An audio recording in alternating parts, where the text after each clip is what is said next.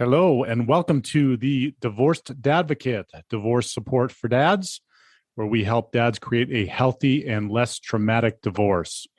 My name is Jude Sandoval, and I'm your host. I created this podcast in the Divorced Advocate community as a result of my own high conflict divorce, and because you as a dad deserve all the resources necessary to thrive through this challenging time. I encourage you to check out our website at thedivorcedadvocate.com, where there are resources that correspond to this episode, as well as free access to our membership community, where you will find live meetings, free workshops and courses, private discussion groups, and more. And now, on to this week's episode.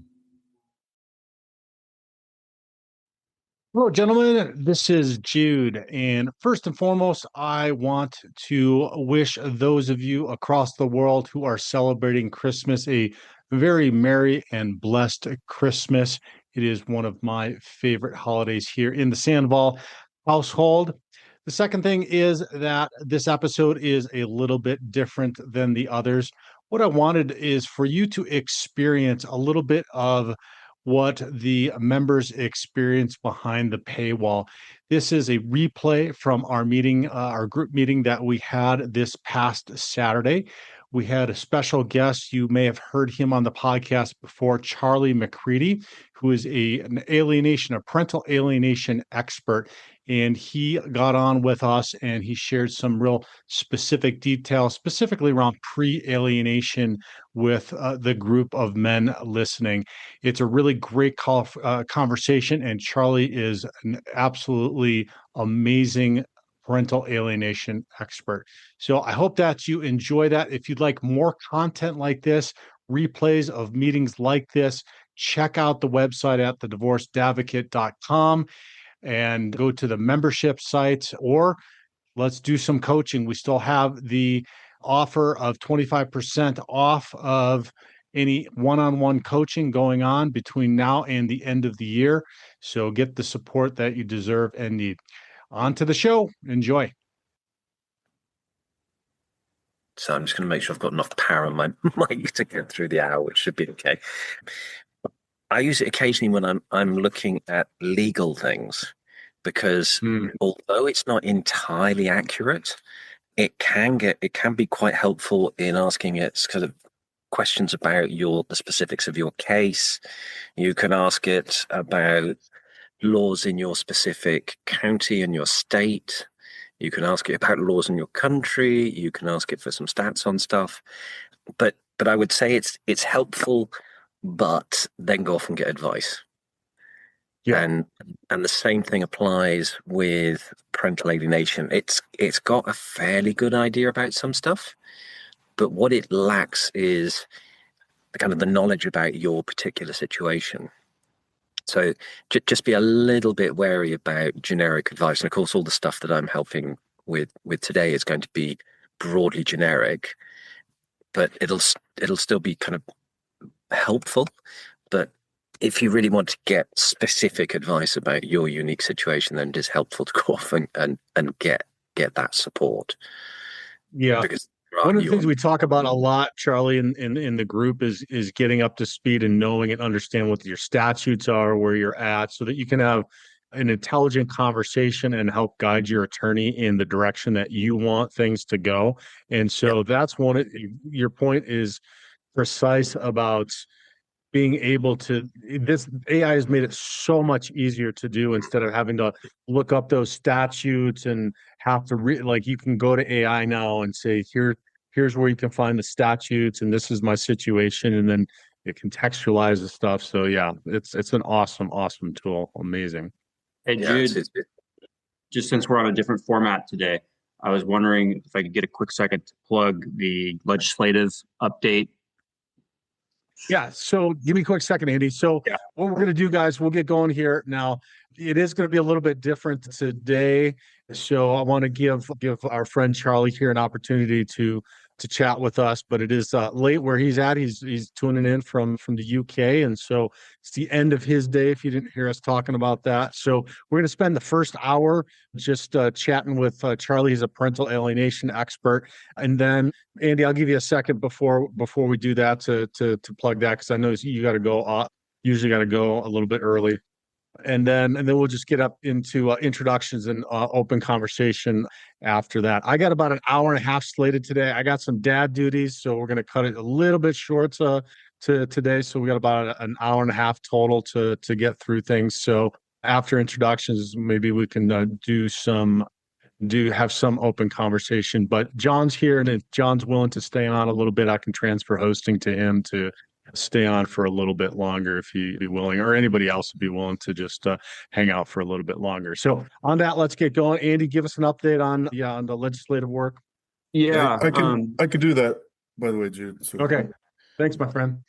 Just a quick update. I did hear back from so everybody knows I'm in South Orange County here in California, and I've been working with Robert Garza, who is based out of Texas, who has written legislation for all 50 states. A lot of it is around parental alienation, but generally speaking, family law and parental rights within family law.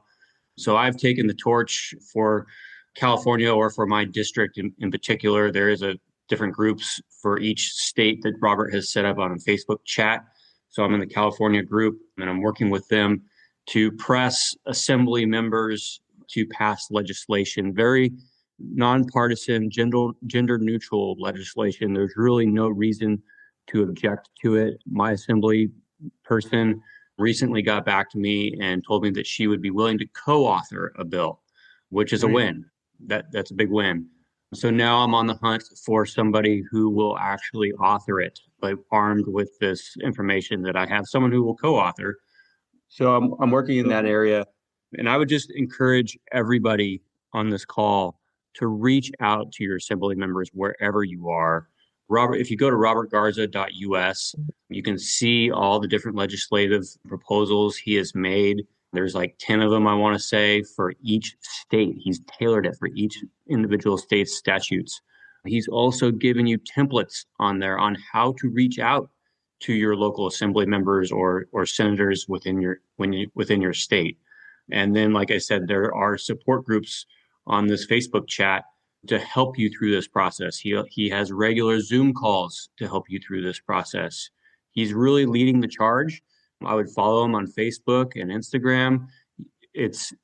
He is a godsend.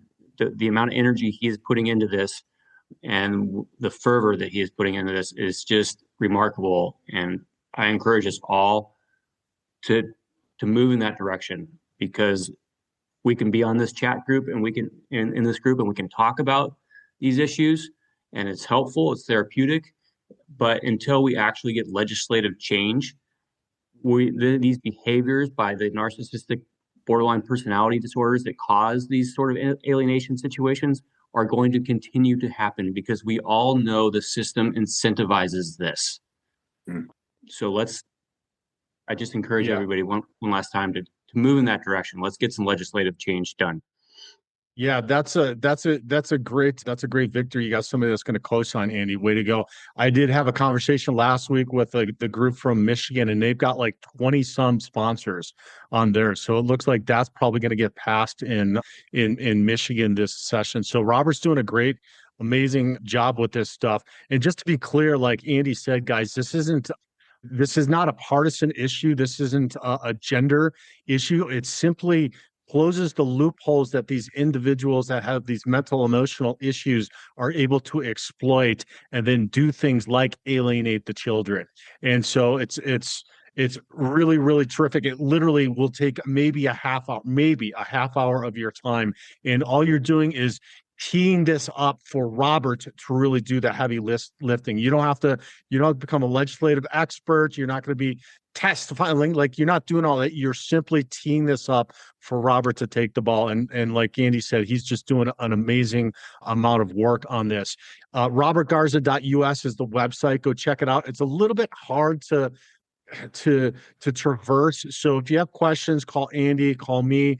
Robert's good with the Facebook page and then the weekly meetings on figuring that stuff out. There's also a link on our website at thedivorceadvocate.com to Robert's website as well. If you can't find it, that's just under the trusted allies section. So Signal chat. yeah, like Andy said, let's get Signal this chat. and in the Signal chat too. Yeah. So jump on the Signal chat, and you have direct questions, we can answer those in real time too. So awesome. Thanks, Andy. Again, Charlie, thanks for your patience, my friend. I'm gonna let you take it away and introduce yourself a little bit, and then we can get into conversation. I think though, if you don't mind, to kick off the conversation, if we can maybe start that with a little bit of conversation around pre-alienation and some of the signs of pre-alienation, so that guys kind of have a clue, and then we can just take it from there. Stay with us. We'll be right back. Hey fellas, it's me. I'm hitting pause on this episode for a second because I need to talk to you. Are you listening right now feeling overwhelmed, stuck, worried about your kids, your finances, or just what comes next? You know I get it, and that's why I started this podcast. But I also know that listening is one thing, and having a personal advocate, a coach in your corner, is another. Listening gives you information, coaching gives you a plan. It's where we work one-on-one to cut through the confusion, build your roadmap, and make sure you're not just surviving this divorce, but setting yourself up to thrive after it. I want you to walk into the new year with clarity and control. So, as a thank you for being a loyal listener, I'm offering 25% off one-on-one coaching booked between now and the end of the year. This isn't just a discount. It's an investment in your future and your family. Don't wait for January 1st to feel lost again. Let's get you a plan now. Visit the coaching tab at thedivorceadvocate.com and enter DADS25 at checkout. That's DADS25 at checkout on the coaching tab at thedivorceadvocate.com.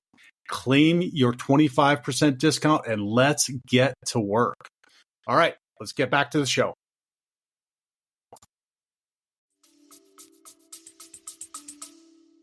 Cool. Well, thanks very much again for inviting me once more, Jude. This is really, really helpful. It's a wonderful opportunity to kind of engage with everybody here.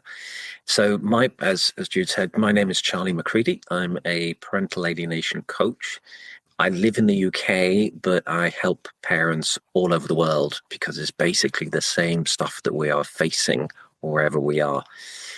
And I've been through this personally as well. So in terms of a bio, it's almost like telling you the history I've been through myself. So I went through I talk about this thing called pre-alienation, which I hadn't ever heard anybody else talking about previously, but I went through 10 years of that personally. And then I went through 5 years of full alienation when I separated from my ex, including 2 years of no contact with one of my children. So my kids were 2 girls, 14 and 16, at the point in time that we separated. I was advised by the lawyers that it was hopeless even attempting to get custody for the kids just because of their ages and the voice of the child. So that really made my life particularly complicated. But then I did manage to recover the relationship with both of those children. So they're now 33 and 31. I would say that I'm still going through the healing process with them, even 11 years on. It takes a really long time for the kids to really recover from alienation and to fully trust the parents again. Every kid's going to be different and every situation is going to be different, but it's not unusual for these very long periods of time to be required. But both of my kids now live in different countries. So one of them is living in Australia. The other one is is now living in Sweden. It is, I don't think this is any coincidence that they've moved out of the country. I think it's because they still feel that there's an element of tension living in the same country as the parents. Even though I'm not warring with their mum, she still thinks I'm a really bad person, even now, and still tells people I'm a really bad person. But one thing I'm glad to say that I'm personally going to be doing is in 2 weeks' time, I'm going to go and visit my daughter in Australia. The first time I've been to visit her, I've been to Australia before, but the first time to visit her, I'll have 2 weeks with her. And I realized the other day that this will be the longest period of time I've spent with her for 25 years. Wow. So even when we were living together, which was 16 years ago, I didn't really get any time with the kids because my ex was always taking them away, like they were permanently out of the house. So this is like a really big step forward. But just to talk about that pre-alienation. So a lot of people are not aware that they're actually either going through pre-alienation or that they've experienced pre-alienation. So for those of you who are already encountering alienation, I would encourage you to kind of cast your mind back and start looking at what the dynamics were in the relationship with your ex, years ago, and really go back years and years and years, because some of this stuff, let's say my experience was a decade. Other people have had it for even longer periods. But basically what your ex is doing is they're beginning to lay down the foundations for what then becomes alienation. So they will start denigrating you as a person. They will start criticizing you to your children. They will start undermining your ability to provide rules and regulations within the house. They will start accusing you of, maybe having affairs. They will be accusing you of being mean with money, about not caring about the children. They will do things like they will present themselves as the safe parent. You're the unsafe parent. They're the only person who can look after the kids. You don't care about the kids. They will do things like try not to allow you to have time alone with the kids, or to cut off your relationship with the kids, even in, while you're still married to that person. And a lot of the time, this can be done incredibly subtly. And we don't often notice that we're not having the time, or we're being, degraded or denigrated by the alienating parent, because sometimes it's not done in front of our face, sometimes it's done behind our backs. But when you really start paying attention to the dynamics of that relationship, even when it was in the past, I think a lot of you will start seeing, signs of how this has impacted your relationship now. Because once that pre-alienation has been set down, it's much easier for the alienating parent to then get the child to align with them at the point of separation. So it's really the foundations of alienation. But I'm really happy to take any questions about pre-alienation or anybody's experiences, or if they're wondering whether or not they've been alienated, I can help clarify that. So I'm kind of here to help you guys for whatever questions you have. Yeah, Charlie, and I just wanted to clarify also, or enhance what you said, which is this stuff can happen even when you're still together. So it's Yeah. not just post divorce. It can, and usually if you, like you said, you look back, you see that this has happened. Particularly if you're way down that parental alienation road, that this started to happen way before you realized it. It started to happen while you were together. Some of these subtle things that you thought were maybe like part of the dynamic, or just quirks, whatever you chalked it up to, were actually things that were undermining and doing damage to your relationship with your kiddos. Absolutely. So the majority, it's a very good point, Jude. The majority of people will experience this while they're still in the relationship, the partnership, the marriage, whatever. Some people are a little bit more fortunate, and they get to the point that things have been relatively okay during the relationship, and things might even be relatively okay after you get separated and divorced. One of the dynamics that often comes along that changes the behaviors of the children is when our exes meet a new partner. And if they meet somebody who is quite narcissistic as well, and quite a jealous person, quite a greedy person, a controlling person, often we see the partners instigating alienation, and they can actually become the primary alienators. And indeed, this does happen with women who are introducing new men into the relationship. It happens a lot more with, for women who've been alienated and the husband has a new wife and the new wife becomes very territorial, Mhm. alienation kicks off. And that actually happened to my second wife, my current wife, Emma. So she was fine until there was a new woman on the scene. Yeah. Charlie, I guess my first question to you would be, what can you do immediately when you start to see some of these signs happening, seeing your wife or your ex-wife starting to denigrate you, or hearing from the kids that mom said this, or start to feel them distancing from you maybe a little bit because they're starting to have to protect themselves. What are some of the things that we can do immediately to nip this in the bud?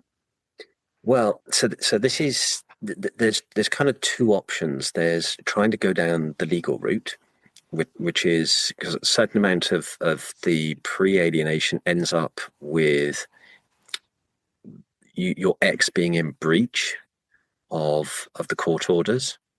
Okay. So, but this can also become quite expensive because unfortunately, this is where the legal system tends to be fairly ineffective. And this is why it's great that Robert Garza is doing all the work that he is to try and make those things more robust. Having a really good parenting plan is really critical. Something that's watertight, and that has ideally that also has conditions in there as to what happens if somebody is in breach of that, in breach of the plan, or if in breach of the court order. Because ideally, you want to get the stuff all signed off by a judge.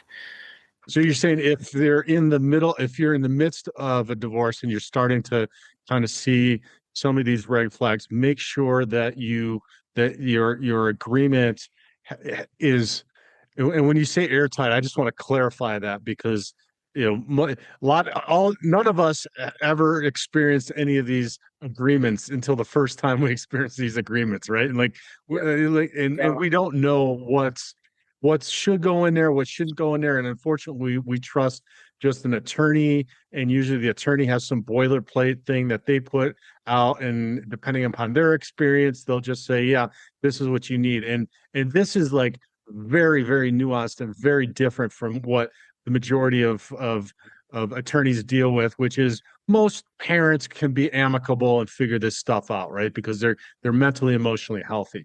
So when you say airtight, agreements, it's things like specific pickups and drop-offs, specific parenting time on the holidays, exactly when that starts, exactly when that finishes, like airtight, like everything. Yeah, exactly, everything's specified.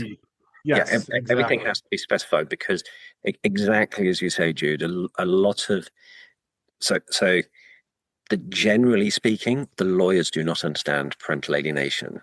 And At all. it's not just the parental alienation. They don't understand that they're dealing with somebody who has a mental health disorder, cluster B, narcissistic personality disorder, all that sort of stuff.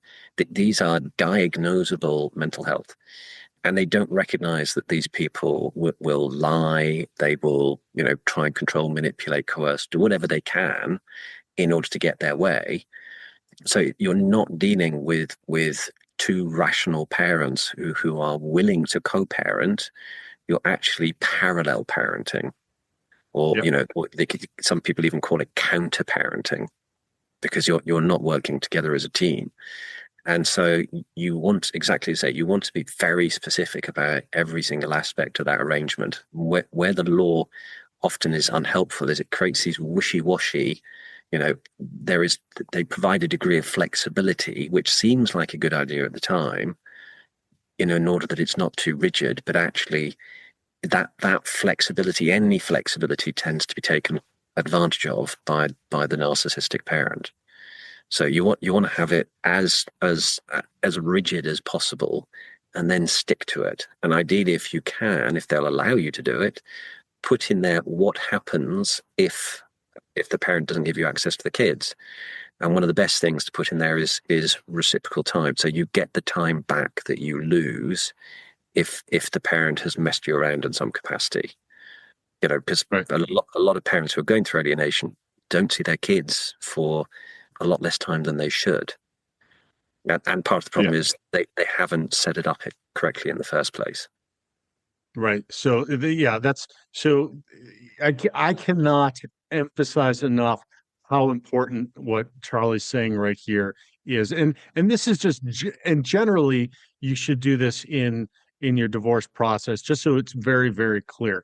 But it's even more important with this. And I get guys all the time that are like, yeah, well, we can figure that out, or I don't want to be too inflexible because it's going to be difficult on the kids, right? Like they're going to be in the middle of this. Well, guess what? They're going to be in the middle of it no matter what. Like if your ex is exhibiting this stuff, it's not going to get better. It's only going to get worse. So being inflexible, if you want to call it, or just following the rules and getting this airtight is actually going to be beneficial in protecting your children going forward. So don't think that by not doing that, trying to make peace with her on this and try to be flexible and amicable on this, that you're going to actually make it better. It's not going to make it better for sure. And then to Charlie's other point about using the court system, Charlie, maybe we can get into that some more. I think what you're saying is that stick to the plan. And when you're not getting your parenting time, then you need to very quickly remedy that situation by entering court. Unfortunately, the only way that you are able to enforce that agreement is by going back to court. See, this was the thing. This was my big fallacy, Charlie, right? When I did this and when I went through mine, is I thought, oh, okay, well, now the court said it and it's agreed upon and she has to follow this, right? Little did I know, a decade later of being in hundreds of thousands of dollars of having to go back to court, right? Yeah. To not only enforce, but also dot all those I's and cross those T's because we didn't, is they don't have to. It's incumbent then upon you to force them to follow the rules. And if you, as you know, as Charlie knows, and many of us who's experienced this, these people don't want to follow the rules. They're above the rules. So, Yeah. so I think that's what you're saying, right? About going to utilizing the courts to mitigate some of this pre-alienation stuff. Yeah, and I think a lot of people end up exactly where you find yourself, or where you found yourself, Jude, is that Yeah. you trusted, and why wouldn't you? You trusted that the people that you were paying to help you, the lawyers and the legal system, to protect you and the children, and they kind of do what they think is going to work for most normal situations, but this is not a normal situation. And so they Right. write something that isn't really very comprehensive because they think they're dealing with reasonable people.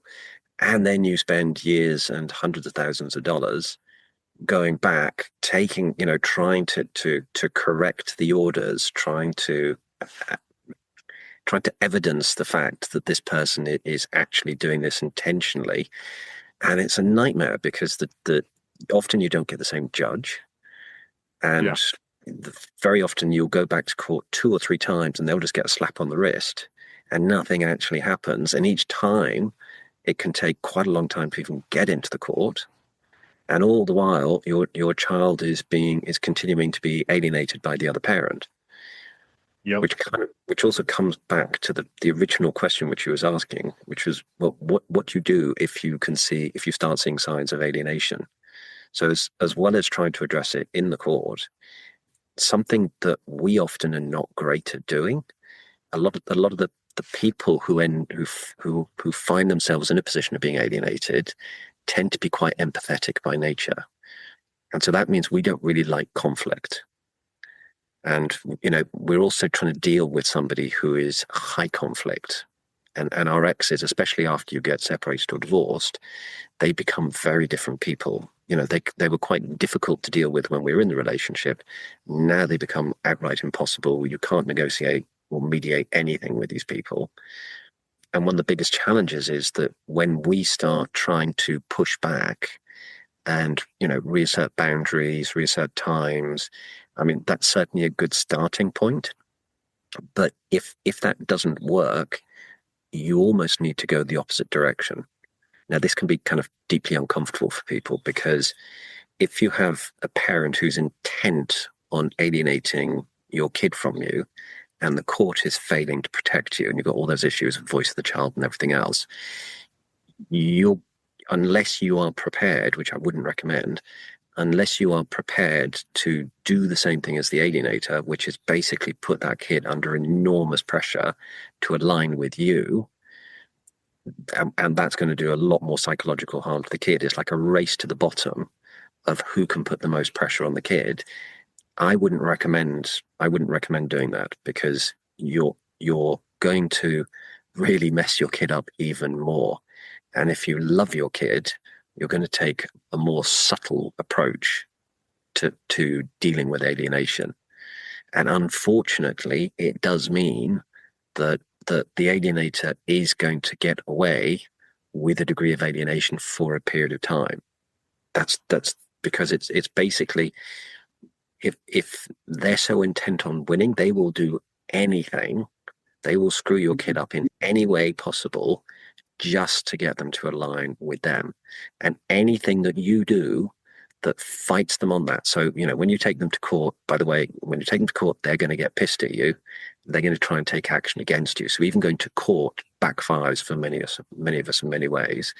But outside of court, just trying to fight for the kids back again, that can often increase the alienation and make it worse. So often it's better to instead, and I would encourage everybody who's on here today, go and learn and understand what alienation means to your kids, because there's about 15 to 18 different things that kids typically go through. So there's the loyalty conflict, which is essentially the parent, the alienating parent, or the mum in this case, encouraging the child to align with her rather than with you. Anything that reminds the kid of being in that loyalty conflict will put enormous pressure on them. But also innately, it goes against the kid's very nature to not want a relationship with both parents. So even a child that's being psychologically abused, physically abused, even sexually abused, still wants a relationship with that parent. So, and proof of that is they want the relationship with the alienating parent who is psychologically abusing them, sometimes even physically abusing them. But they don't feel they can have the relationship with us. And this is crucifying for a kid. But we have to recognize that this is like putting massive pressure on the kid. There's a lot of fear in this as well, because the child is terrified of what punishment is going to be meted out by the alienating parent. There's also other things going on. They're being given false choices. So that is, saying to the kid, well, you decide if you're going to see your dad this weekend. And this is part of an adultification process where they're basically, and it's a false choice because the kid is being given the responsibility for determining whether or not they're going to see you or not. And then the other parent turns around and says, well, I gave the kid the choice and, I can't force them to do it. They've made up their own mind. It's the same false choice that they're then encouraged to present to courts in the form of testimonies. And there's a whole bunch more, but it's really important to understand that what your child is doing with you, the way they're responding to you, these are all coping mechanisms to protect themselves. Mm-hmm. So they do want the relationship with you. They do love you. If they're going no contact, it's because they're severely alienated and they feel so terrified that they don't feel that they can have the relationship with you currently. But it is transitory for most of us. Which is one of the pre-alienation signs, right? Like if they start to pull away from you, they're not responding to text, they're not picking up the phone calls, they're not doing what they used to regularly do. That's typically a sign that then there's something happening in the other household where they're feeling uncomfortable that they're able to cultivate that relationship as they used to with you, or talk nice about you or whatever else. That's they're like you said, they're having to align their loyalties with the alienators in order to adapt their behaviors, because their life is hell, right? And they're being brainwashed. And so that's an adaptive behavior that they're adopting in order to survive, right? They're getting into a survival mode to protect themselves. Absolutely. That has nothing to do with you. So let's talk about that for a second, though, Charlie, because it's a very dangerous time and it's a very precarious time, right? Because as you just described, it's abuse. It's not. Let's not sugarcoat it. It's abuse what they're doing. And when it begins to happen as it goes through it, I a lot I struggle a lot of the time with the well, you don't want to put your kiddos in the middle of it. Well, I want to be clear. If you're the alienated parent, you're not choosing any of this stuff, No, you're right? not. Like You're we're you're not you're choosing any of responding to this. it. We're not choosing any of this stuff. We don't have a choice. But Charlie, our choice to make sure that we execute our parenting time and do, I feel, almost whatever is necessary in order for that to happen, I feel is critical. And maybe we can talk about that because I get this conversation a lot with guys about, well, I don't want to put in the middle. And my response is exactly what I just said. I said, you're not choosing this. However, I take issue with the idea, well, it's a race to the bottom and you're only increasing the conflict, except the likening that I have to that is, well, like if somebody was physically punching your kid, like you wouldn't be like, well, I'm just going to wait until that subsides. Like I don't want them to punch more by getting involved to protect them. So I feel like we need to, as dads, we need to do whatever it takes to make sure that we have the ability to spend time with them, that we are getting parenting time with them, because like you said also in the beginning that we're what did you say? Not parallel parenting, but Well, it's parallel parenting, but they're counter parenting. But counter we're not parenting. Yes, that's what you co-parenting. said. Yeah. We're counter parenting because our environment is healthy and stable and loving and a place for them to actually be a child, right? And grow up. The other is not. It's a mess. Yeah, but this is where it's such a complicated area because Hmm. everybody's everybody here will be having a slightly different experience of of alienation, but there are lots of common themes. If you kind of think of like the three players, so the three players is who the narcissist themselves or the X. Typically they're narcissists. I mean, in virtually every instance that I come across, they're narcissists. So understanding narcissism will help you enormously because narcissists are very predictable. The second part I would add on to that, people are narcissistic typically because they've been traumatized. So understanding what it was that happened to your ex, usually in the past, very often in their childhood, what was it that happened that traumatized them in the first instance that made them narcissistic, which is basically just coping mechanisms. That's all it is. It's control, the deceit, the lies, the manipulation. That's just ways of that person protecting themselves because they're very scared of the world around them. That might not be the way they present themselves, but that's what's really going on. So if you understand what traumatized them, you can see what their sensitivities are. And what I would say is do not prod the bear, because every time you do, they're going to take it out on your kid. And then if you look at your kid, your kid is going through, and this is the safety thing, your kid is having all this pressure put on them. And so the ways that they're responding with us is, which comes back to that visible signs of alienation. So they will start being, you'll start noticing they're feeling uncomfortable with you. Then it might increase to being rude. Then you might start noticing that they're not abiding by your rules. They don't want to stick with your boundaries. They might also be quite disrespectful with you. The kind of, you might find that these kids are also starting to be quite angry with you. Now, this is counterintuitive. So much of the stuff is counterintuitive because the kid can't get angry with the alienating parent because the narcissist won't stand for it. So they can only get angry with us. And it's almost like we're a release valve for them. And this is where it's kind of counterintuitive because we would naturally think, well, hey, I need to put down boundaries as well. I need to tell the kid that I'm the good guy here. I need to correct the record. And actually, when we do all of that stuff, We just increase the pressure on the child. And guess what? The child is less likely to want to spend time with you if you do those things, because you're going to push them away into the arms of the alienating parent. I said this stuff is very counterintuitive. So, and when you say poke the bear, you mean like you don't need to be defending yourself to what is happening. Just understand the dynamic. It doesn't mean that you don't need to still have rules in your house and still have an environment that is healthy and functioning properly. It just means that you don't have to be fighting back to the alienating part of what's happening because of how they're showing up. Is that what I'm understanding you say? Yeah.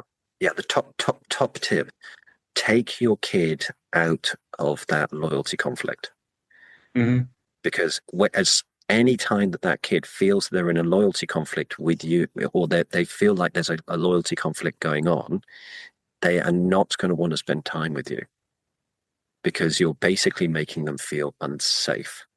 Can you describe what you're talking about? What would be some things that would be a loyalty conflicts, like some scenarios, so that we have an idea of what that look like? So this again, this stuff gets the thing about parental alienation is it's really subtle. It's not sort of obvious things that take place. So a less subtle version of the loyalty conflict in action is your kid comes in, they're saying stuff that their mum has said about you, or they're saying stuff that, you know, is a false memory.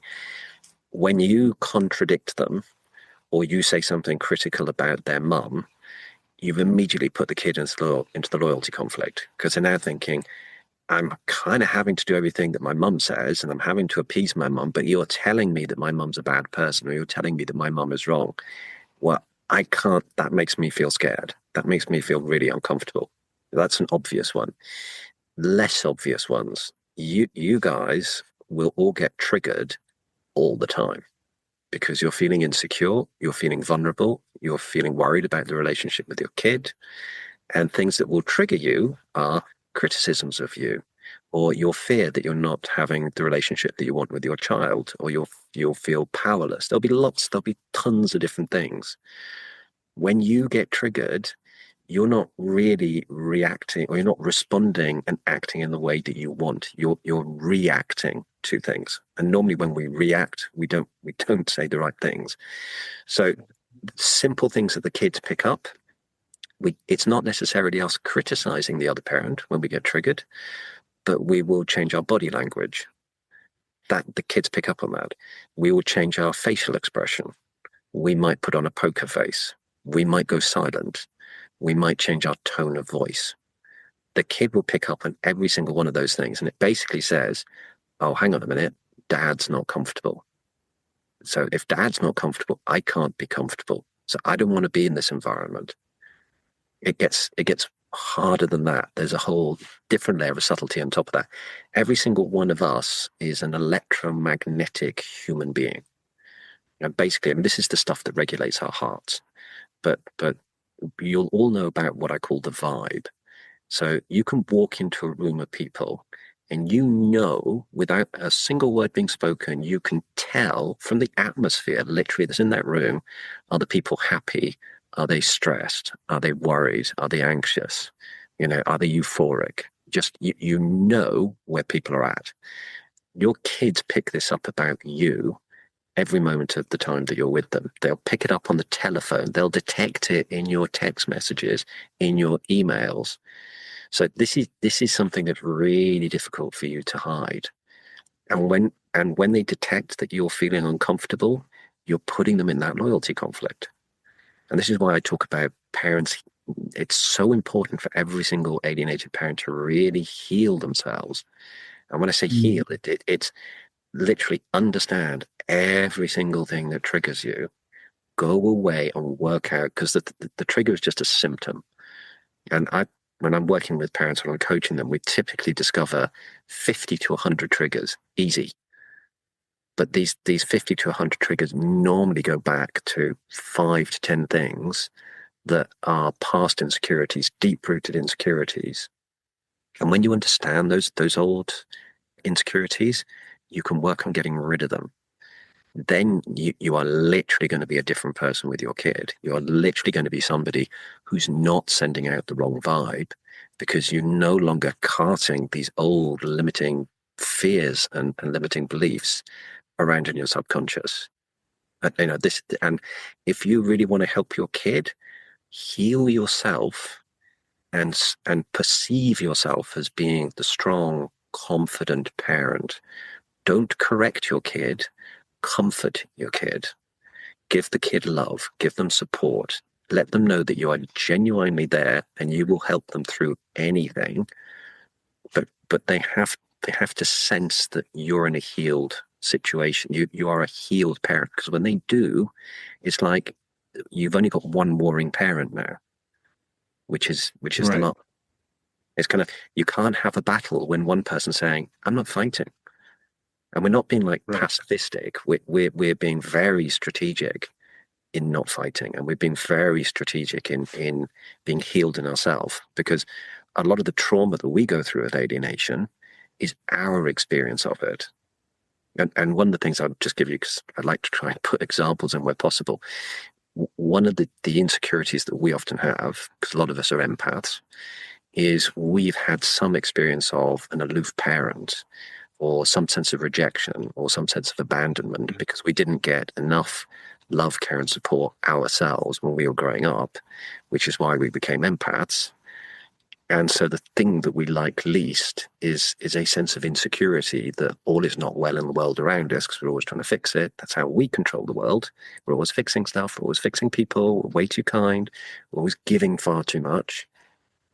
It's like the opposite. So we're givers, the narcissists are takers.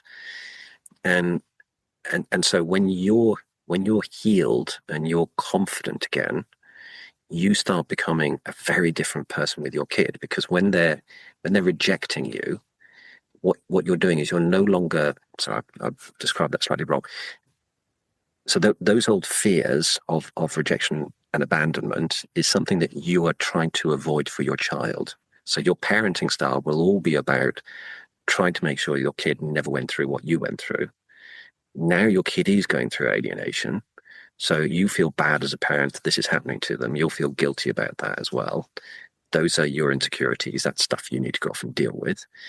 But when your kid starts rejecting you, this starts reminding you of your old past experiences. And I talk about insecurities and vulnerabilities, and I talk about the current world as it is today. This is your kid going through alienation today.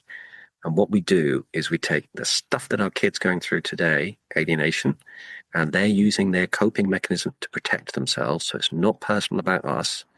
And we take our own insecurities, and we make it personal about us. We put the two things together, and we make things really bad for the kid. And we have to learn that when the kid is protecting themselves, we need to give that kid 100% of our attention and our focus, and say, okay, I'm going to give you all the love and care I can to help you get through alienation. But the only way we can do that is to be healed. Because otherwise, we're just focusing on ourselves. And a lot of the time, we're not really, we get very upset with the kids rejecting us, or the kids not telling us about their life, or the kids not answering our messages. That's us with our own insecurities. We have to deal with those things separately to what the kid is going through with alienation. Yeah. I hope that was kind of a clear enough explanation of like, that was very, very clear. Very clear. And I appreciate that. You guys, we got about 10 minutes left of Charlie's time. I just want to see if anybody I've been asking lots of questions. Hopefully it's been touching on stuff that's been helpful for everybody. Any specific questions that any of you want to pose to Charlie?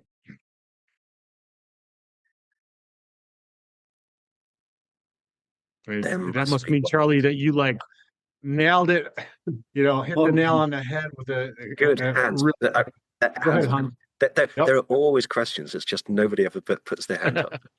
Be an empath. It's like, how do we ask a question without being rejected? So I've been trying to tell my children the truth, and I'm learning that sometimes I'm acting from that place of insecurity. And I've also been saying, like, trying to hit on the nail. Like, it's okay for you to have a relationship with mom. It's okay to have a relationship with me, and kind of saying you're going to have special experiences with your mom.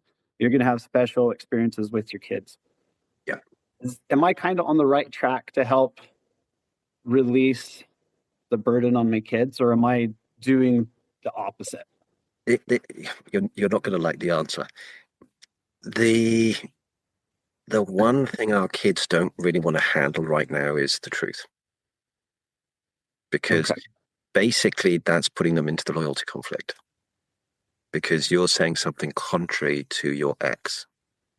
And what happens, there is this thing called cognitive dissonance. And that's essentially a person, and particularly a child, cannot have two belief systems running through their running through their mind at one point in time.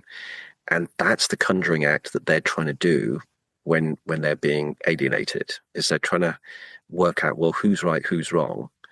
And the splitting, which is where you see the kids polarize, that's the point where the pressure to try and live this kind of dual personality becomes too much for the child. And invariably, they align with the person that they are most afraid of. So the person who's going to cause the most chaos in their life, they align with. So that's why they go to the alienators and not to us. So the kind of a golden rule is try, and I know it sucks. This stuff really sucks, but you will get through it.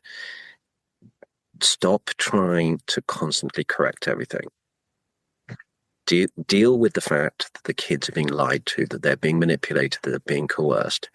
Give them love, give them care, give them support, help them through their experience of it.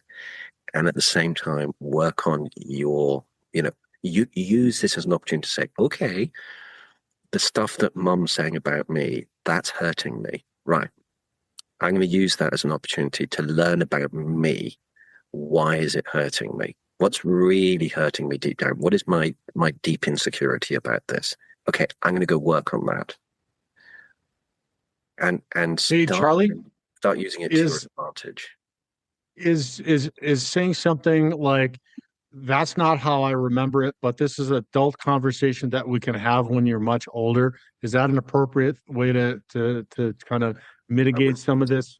I wouldn't even say stuff? that. So I mean, it all really depends on how alienated you. This is where the whole generic tailored stuff comes in, because I'm giving generic answers to what are very unique situations. So it all really depends on how alienated the kid is, the sort of person you're dealing with as an alienator, the sort of person that you are, the character of the kids. There's lots of different subtleties here, but generally speaking, don't talk about alienation and try not to correct the record. And as I said at the very, very beginning, my kids are 31 and 33. They still don't want to have the conversation about alienation. And if I go there, they push me away. Because it's interesting. So, because they're put straight back in that loyalty conflict.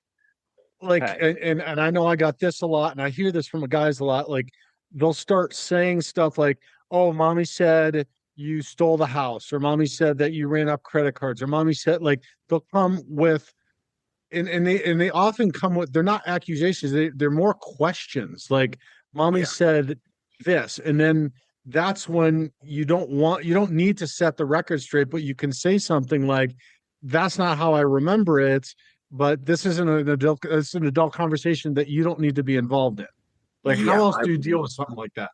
I would say something more like that. Yeah, rather than the other bit that you said before, which is we can talk about it at some point in time in the future. I would deal with it more lightly and say, yeah, well, it's quite normal for two people together. One of us has one perspective, the other person has another perspective. Kids, you have this at school, you'll see it with your friends. Not everybody agrees all the time. Try not to make it contentious. Try to generalize it back out and normalize it to some degree of saying, this is not unusual that people have disagreements. It's okay for people to have a different perspective. But that's a lot less that's a lot less conflictual than mummy's lying, or mummy's telling you this wrong, or mummy's telling you that wrong. As soon as you start hitting them with the hard rebuffs, that's when you put them back into the loyalty conflict. You know, Okay. hopefully what I'm saying, it makes enough sense that you guys will be able to kind of figure out for each individual situation that you face, am I putting the kid into a loyalty conflict, or am I handling this gently and in a way that you know, the kid's not going to feel stressed? Okay. Go ahead, So Hans. kind of taking what the thoughts were coming to my mind was recognizing when my children are bringing those questions, they're not asking specifically for that question to be answered. They're more asking, am I okay? Is this normal? Do you still love me? That's their root concern is, am I loved? So my answer needs to be, wow, that's a big burden. Thank you for trusting me to ask that question. Putting in that's adult conversation, but I want you to know that I love you and we're going to work through this together. I'm here to help you. So it's really, that's where you're talking about the healing. As I heal, I can accept that my child is different than me and go there with them and sit with them. Yes. And so it's not about fixing it. It's sitting with them, loving them, and relieving their burden instead of the other way around, which is that insecurity. Yeah. Because Charlie, it's not even about the question. Like the question has nothing to do with what's going on in their mind, in their psyche, right? So it's what's happening behind the question what I'm understanding you say is that we need to generalize the question away, really, which is kind of just gloss over it, let them know it's okay to ask that question, and then just make them feel comfortable, right? And I would say I want to say something about what you said, which is you don't have to get into to defending yourself, etc. If you feel something come up in you, like an emotion that's a strong emotion, whether that's anger, sadness, or something else, don't respond. Take a few minutes and then think through how you can understand what Charlie's just described here, which is it's not about the question. It's not about whether you did or didn't do this or whatever their questions are. It's about their safety and security, and them, like, they're almost testing to see if it's okay for you, or if it's okay for them to be safe and protected by you, right? And if you're coming right away with, well, that's bullshit and she's lying, then they're not, right? Because then, like Charlie said, then you're creating a conflict and you're pulling them into it and you're pulling everybody down. If you do the opposite, what Charlie said, which is if you have a strong emotion, just take a minute, go to the back, like whatever, and then come back and then gloss over the question, but let them know that, oh, you appreciate it, you love them, that they can always talk, like whatever, however you're going to do that, just so that they feel, because it's not about the question. Is that fair? Is that a fair kind of? Yeah. I mean, it's more about keeping them feeling safe. And Right. some of you might be in extreme situations, and I've faced this as well, where the time that you do have with the kid is virtually impossible because they're so angry, but they're not just angry, they're scared. So what tends to happen with children is, because the consistent message from the alienating parent is time with you, or time with you dads, is going to have consequences for the child because mum's not going to be happy. So, you know, having a phone call with you, mum's not going to be happy. Receiving a text from you, mum's not going to be happy. Having physical time with you, mum's not going to be happy. So they start learning that association with you is bad. And they start creating this subconscious sense that they can't even understand themselves or put their finger on as to why they feel uncomfortable when they're in your company. There's a guy, he's now a pastor, Kevin. He's on quite a few sites at the moment. I did an interview with him as well. He's 42, he's now a pastor. At 41, he realized, he went through a therapist who understood parental alienation. He didn't realize he didn't realize he'd been through parental alienation himself. And again, even at the age of 42, he was wondering why he was feeling uncomfortable with his dad. And I can still see this in my youngest daughter. You know, at 31, I can still see she's got this kind of subconscious feeling of being uncomfortable. But even when you have a kid who is disengaged, won't tell you anything, is rude, is hiding in their room all the time, you know, and is just not engaging with you, and is impossible, stick with it. It's much better for that kid to be with you in a safe, calm environment where they have an opportunity to experience who you are rather than the person they've been told you are by their mum. And this is the really key thing I would say to every parent. Try not, instead of getting caught up in this, I need to tell the kid the truth, use your influence at a far subtler level, because kids pick up on everything. So if you go along and you're a confident parent, a loving parent, but you're also you're sympathetic and empathetic to the child, they will pay attention to everything that you do. They will pay attention to how you treat people.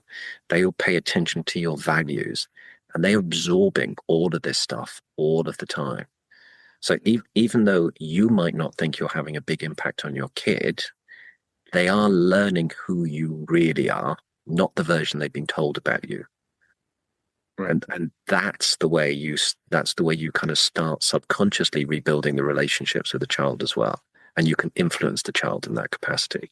And you'll notice little things. So they might repeat a little catchphrase you use, or they might repeat something that you think is important, or they might talk about the way that you talk about how to treat people. That's a subtle way of understanding, okay, I'm still connecting with my kid. Because that's one of the things we get really worried about. We get that there's this sense of injustice. My kid doesn't know me. My kid doesn't understand me. I've got all this knowledge and experience to share with them, and I can't share it with them because they're not engaging with me. They are engaging with you at a far more, a deeper subconscious level. Yeah. So it's really subtle. Yeah, it's amazing. So, we're out of time with Charlie, and I want to be respectful of his time. Thank you. He's been very generous, and I sincerely appreciate you, Charlie. Where can the dads get in contact with you? Find some more of your information. I know you got a great website that's got lots of information on it. Yeah, so you can find me at charliemccready.com, and I guess it spells it all out in the bottom of the Zoom here. You can also find me on Facebook and Instagram and YouTube. So there's quite a lot of videos on YouTube that goes into a whole bunch of stuff. We do posts every day on Facebook and Instagram and LinkedIn, in fact, where we provide insights and guidance. And I think the biggest thing for all of you, hope. Don't give up. You will get through this. I know it seems pretty damned awful right now. I've been there. I've gone through it for years. For most of you, this is just transitory. I know it feels like a lifetime, but it's transitory. You will get through this. And if you do the right stuff, the faster you'll get through this. And some of the right stuff is very counterintuitive, but yeah, it will get you through this much more quickly and much more successfully. Yeah, so please do go look for me on social media. I hope our posts and stuff are really helpful for you. Yeah, and you've got a lot of good stuff, and I think you also have some cohorts and some group or some private coaching too, right? Yeah, so I do. So I was going to say, if I could quickly plug something. So I've got like three different options in addition to what's available, free every day on social media. So there's something called the Parental Alienation Sanctuary on Facebook. This is a private group. We do charge for it, so it's $14.99 a month. But what you get for that is 2 Q&As a month. So that's with me. You get e-guides and you get videos that I haven't made available anywhere else. And also people can ask any questions they want. It's a small community. It's private, so nobody else can see it. And people can ask questions and share experiences within that community. I also do one-to-one coaching, which people can either do it on the basis of, I've got some general questions, how can I help specifically? Or I can take them through a little process that essentially teaches you how to understand who's the version of you're bringing to the party, what your kid is going through, and how you can make the changes that are going to be helpful for you and your kid. And because you're spending the time with me, it's tailored to you and your unique experience of alienation. And then there's kind of the premium version of that, which is something called the 9-step program. And that's basically going through an extended version of that strategic approach with 2 follow-up sessions at the end as well. So it's 8 weeks of modules that I've written. So basically you read the modules, do the exercises, you come to the Zoom sessions loaded with the insights about your particular case. We talk through all the concepts, and you basically end up with a personal plan and how to put that into action that is specific to you and your family. And I include things like your partners, because many of you are you're in new relationships, and you need to help them along this journey as well. So often I do this work with couples rather than just with dads. But yeah, the 9-step, all this stuff is available on the website in terms of further details. But I'd say the key thing is I'm all about practicality. I'm not about the wishy-washy theoretical. I can't stand that stuff. I just want to do stuff that actually has a real difference, that helps you to rebuild those relationships with your kids and for you to yourself. Charlie, thanks so much. I really, really appreciate it. Enjoy the rest of your weekend. And yeah, and then I think we've got you booked January 17th, I think, for another Q&A. Absolutely. When I'm back from Australia with my daughter. Yeah, well, have a terrific and just blessed trip and enjoy that time with your daughter, my friend. Yeah. And I think everybody should say these words to yourself. I am a great dad and I deserve good things. Yeah. Amen. Say that every day. Amen. Cool. Thanks, Jim, thank you so much for the opportunity to come on, and thank you guys for listening. I look forward to seeing you again in January. Thank you, Charlie. A pleasure. See you then. Cheers, Charlie. Thank you. All right, fellas. So this was a little bit different. We weren't able to get Charlie last week for our Q&A, so I asked him to come on today for those of you that are just jumping on the call a little bit late. He's an amazing man, and I've had some great conversations with him. A lot of great information. So, and if you guys are experiencing any alienation, just get with him. He can definitely help you through it. So we'll start. We've got about another 50 minutes or so. Our normal format. We'll just start with going around and introducing ourselves, sharing with the group in about a minute or less, just a little bit about yourself, what you've got going on, maybe how many kids, where you're at in your divorce process. If you got something you want to talk about or you want to bring up to the group, you can bring it up in your introduction, but we're going to give everybody time to go through first, and then we'll open it up to discussion. I mentioned I've got some dad duties in about 20 minutes here, so I'll end up jumping off. My good friend John, who's been part of the community here since pretty much the beginning, will take you through the rest of the time and facilitate the conversation. To hear the rest of this episode and access the corresponding resources, visit thedivorcedadvocate.com and become a member of our community. It's free to join and will provide you with the resources you deserve as a divorced or divorcing dad. Thank you for listening. God bless, and I'll talk with you next week.